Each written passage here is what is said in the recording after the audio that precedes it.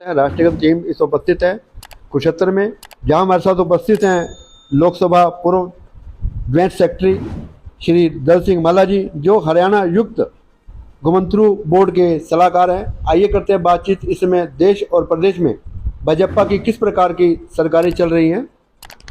जी sir. नमस्कार जी। Bharatiya Janata party Haryana के 2,84,00,000 लोगों के कल्याण की योजनाएं चला रही है और जब से अक्टूबर से सरकार बनी है सभी की समस्याएं दूर हो रही हैं, सबके चेहरों पे खुशहाली है और सबके मुस्कान भरे मन है। प्रधानमंत्री मोदी जी नेतृत्व में भारत की जो महिमा है विश्व में कैसे बढ़ रही है सर? हमारे यशस्वी प्रधानमंत्री जी पूरे हिंदुस्तान में पहले देश के प्रधानमंत्री हैं जिनके कारण भारतवर्ष का नाम पूरी दुनिया में, पूरे विश्व में हर आदमी अगर पूजा करता है, हर आदमी अगर मान सम्मान से लेता है तो हमारे प्रधानमंत्री यशस्वी नरेंद्र मोदी जी के नाम से हमारे देश का नाम, हमारा गौरव बढ़ रहा है। आपने अभी देखा है जब पीछे हमारे प्रधानमंत्री जी विदेश में गए थे तो कोई प्रधानमंत्री जी, राष्ट्रपति जी उनको बार बार नमन कर रहे थे।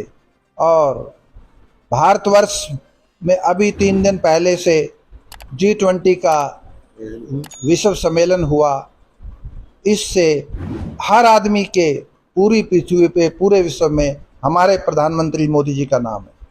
2024 के विजन को लेकर किस प्रकार की आप कल्पना देख रहे हैं? आप जब से भाजपा भारतवर्ष में आई है 6 अप्रैल 1980 से भारतीय जनता पार्टी हमेशा जनता के कल्याण के लिए भारतवर्ष के संविधान के मुताबिक हर वक्त जनता से जुड़ के कोशिश कर रही है।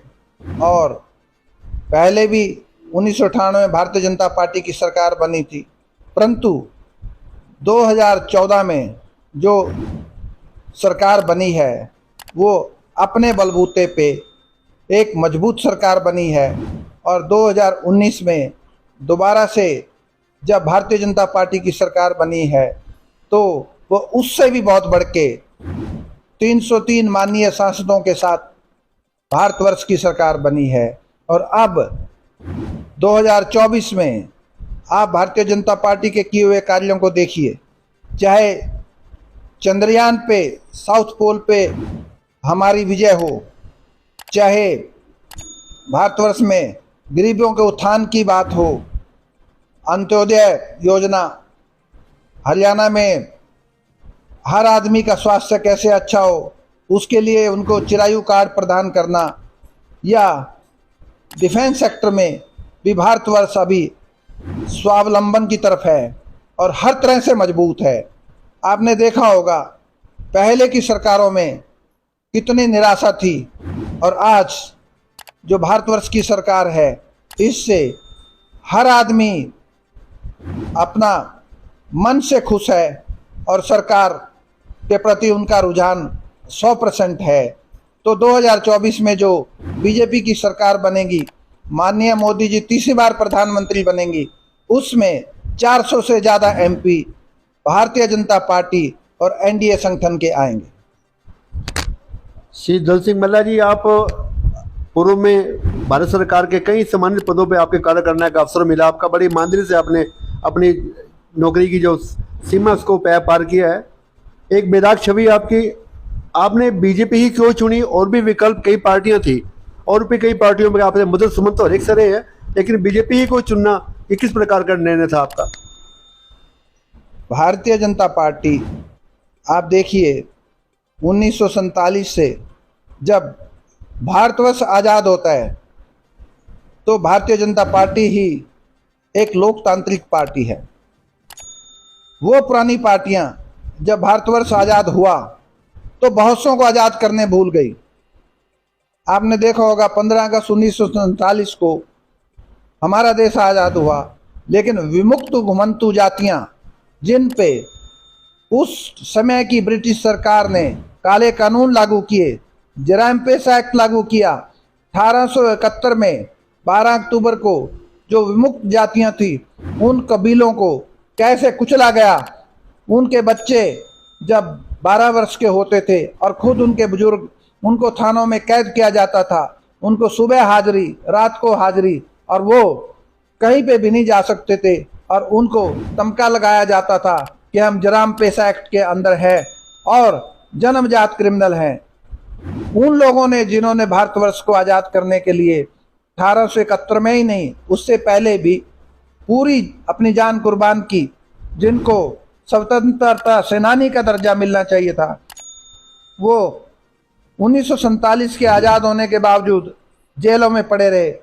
लोह पुरुष हमारे भारतवर्ष के पहले गृह मंत्री सरदार पटेल जी ने जब वारधा की जेल में जाके देखा कि भारतवर्ष में अब सारे लोग आज़ाद हो गए हैं तो शायद जेलों में कोई कैदी नहीं होगा, परंतु वहाँ पे पाया गया कि घुमंतू जाति के लोग उन जेलों में थे। तो उसके बाद फिर क्रिमिनल इंक्वायरी कमेटी माननीय लेट अयंगर साहब की अध्यक्षता में 1949 में बनी और फिर 31 अगस्त 1952 को, यानी 5 साल 16 दिन के बाद ये याद आया कि इन लोगों को भी, घुमंतू लोगों को भी आज़ाद करना चाहिए। तो वो ऐसी पार्टियां थी जिनको यही याद नहीं था कि भारत में कौन आज़ाद होना चाहिए, कौन आज़ाद नहीं होना चाहिए। ये तो भारतीय जनता पार्टी है, जब से ये सरकार आई है इन्होंने वंचित लोगों के लिए, गरीब लोगों के लिए बढ़ चढ़ करके योजनाएं बनाई और सबके कल्याण के लिए कार्य किया।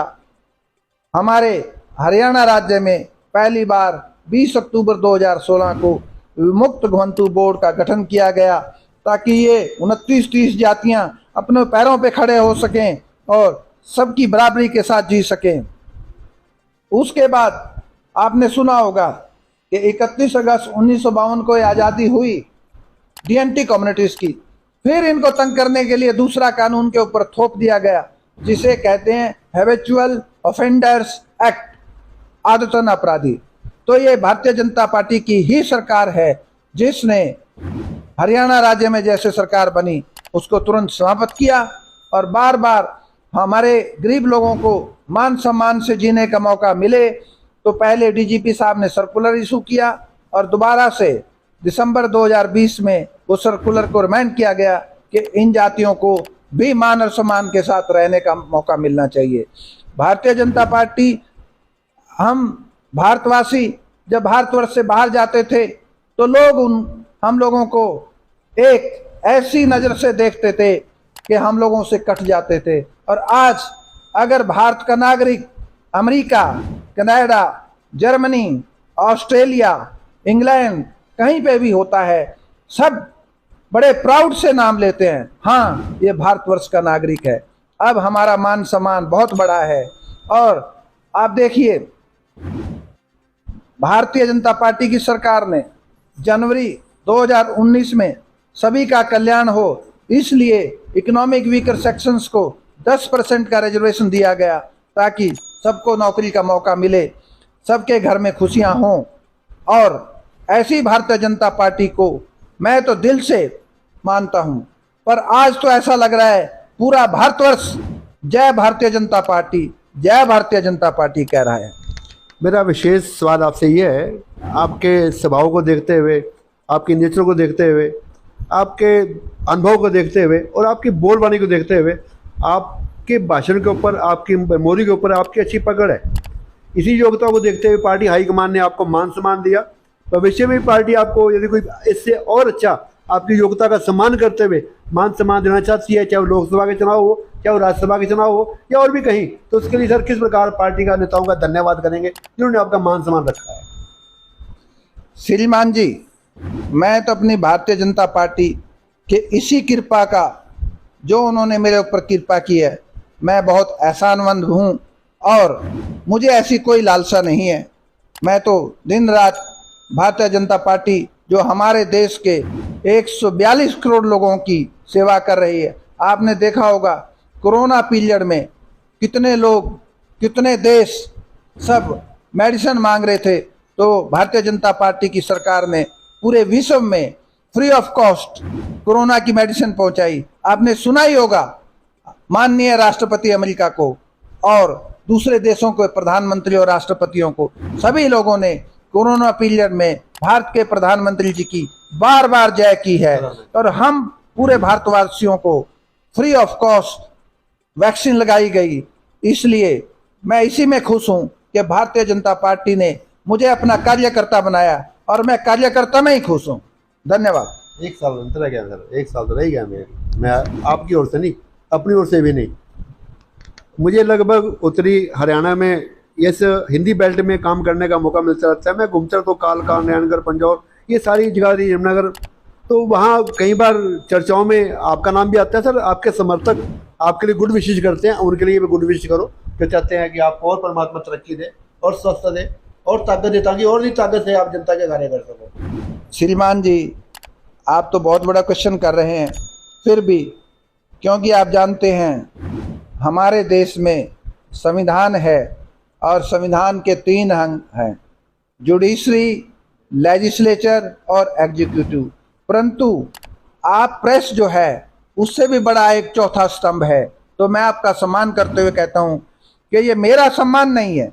हमारी जब सरकार से मुलाकात हुई जून जुलाई में, हरियाणा सरकार ने 5 जुलाई 2023 की मीटिंग में ये फैसला किया कि गरीब लोगों को और बेनिफिट मिलने चाहिए, इसलिए एक सरकारी आदेश जारी हुआ 14 जुलाई 2023 को कि हर डिस्ट्रिक्ट में विमुक्त घुमंतु और हमारे सब जनमानस के लिए, जनरल कम्युनिटीज़ के लिए कैंप लगाए जाएं। और सब जगह पे अभी कैंप लगाए जा रहे हैं 22 के 22 जिलों में। आपने देखा होगा नारायणगढ़ सिटी अम्बाला में कैंप लगा, आपने कांसापुर में देखा होगा कैंप लगा, जगाधरी में कैंप लगा, यमुनानगर रेलवे स्टेशन के पास जहां फाटक है वहां पे कैंप लगा, और अम्बाला कैंट अम्बाला सिटी में कैंप लगा। यहाँ पे आप देखिए विकास सदन गुरुग्राम में 1 अगस्त को कैंप लगा, और 9 अगस्त 10 अगस्त को बंजारा मार्केट गुरुग्राम में कैंप लगा। उसके बाद जो है पटौदी चौक में कैंप लगा, और उसके बाद जो 23-24 अगस्त को आपने देखा होगा सोहना में कैंप लगा। उसके बाद 23 तारीख को नूह में कैंप लगा, और उससे आगे सिटी पटौदी में जो कि गुरुग्राम में है वहाँ पे कैंप लगा। तो भारतीय जनता पार्टी की सरकार हर जिले में हर व्यक्ति की समस्या को दूर करे, जैसे कि फैमिली आईडी में करेक्शन कराना है या फैमिली आईडी में अपडेट कराना है, किसी हमारे प्यारे हरियाणा वासी ने आधार कार्ड में अपडेट कराना है, या अपना राशन कार्ड या अपने डॉक्यूमेंट्स या मेडिकल से संबंधित अपना चेकअप कराना है, तो हमारी उस सरकार की योजना का धन्यवाद होना चाहिए। हमारे माननीय मुख्यमंत्री जो गरीबों के मसीहा हैं उनका धन्यवाद होना चाहिए। अभी राज्य के सभी जिलों में कैंप लगाए जा रहे हैं। तो मेरी आपके थ्रू अपील है, जैसे आपने कहा कि लोग बहुत ही खुश हैं, मैं उनका ऋणी हूं जो भारतीय जनता पार्टी की स्कीमों से खुशी हैं।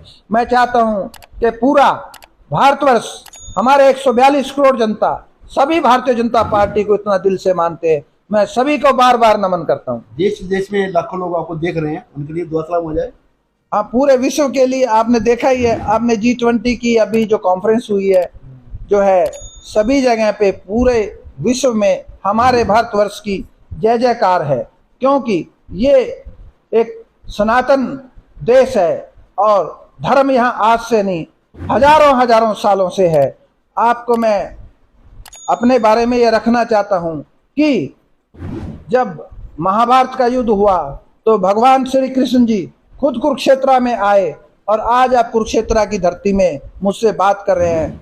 तो इस धरती पे लॉर्ड कृष्ण जी की मेहरबानी है, गीता का ज्ञान है। मैं पूरे विश्व को सभी की हेल्थ अच्छी रहे और हमारे पूरे भारतवासी सब तंदुरुस्त रहें, सबको योजनाओं का ज़्यादा से ज़्यादा फायदा हो, यही मेरी सबके लिए कामना है।